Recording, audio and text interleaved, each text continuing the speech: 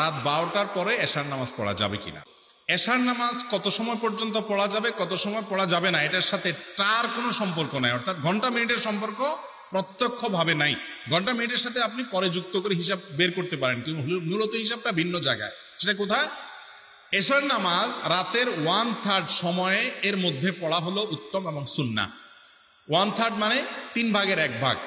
এই 3 ভাগটা কিভাবে করবেন? সূর্য কয়টায় ডুবছে আজকে, আর ফজরের ওয়াক্ত কখন হবে, ফজরের আজান শবে সাদেক কখন হবে, সারি শেষ হবে কখন, এই দুইটা টাইমকে এক করবেন। যত টাইম হবে তার 3 ভাগের 1 ভাগ পর্যন্ত। সেটা কখনো রাত 9টা হতে পারে, কখনো 9:30 হতে পারে, কারণ সূর্য তো সবসময় একরকম ডুবে না, কখনো 5টায় ডুবে, কখনো 6টা ডুবে, কখনো 5:30টায় ডুবে।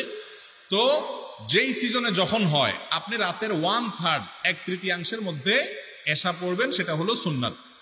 মধ্যরাত পর্যন্ত, রাতের মাঝামাঝির আগ পর্যন্ত এশা পড়তে পারেন, সেটা হলো জায়েজ, অনুত্তম এত দেরি করাটা, কিন্তু জায়েজ, নামাজ হয়ে যাবে।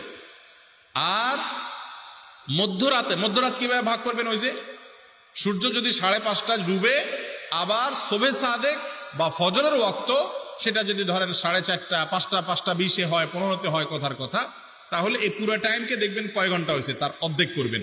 অর্ধেক করলে কখনো রাত 12টা হবে, কখনো রাত কম হইতে পারে, বেশিও হইতে পারে, 12টার সাথে সম্পর্ক না। ওই টাইমে নামাজ শেষ করবেন যে আদা আছে কিনা। সাধারণত 12টার কাছাকাছি থাকে। আর 12টার পরেও যদি এশা পড়েন আপনি, আদাই হয়ে যাবে, কিন্তু সেটা খুবই অনুত্তম কাজ। সেটা করা যাবে কতক্ষণ পর্যন্ত? ফজরের আজানের আগ পর্যন্ত, শোবে সাদেকের আগ পর্যন্ত আপনি এশা পড়তে পারেন। তাহলে এশাটা রাতের 3 ভাগের 1 ভাগের মধ্যে পড়া উত্তম, আর মধ্যরাত পর্যন্ত পড়া জায়েজ।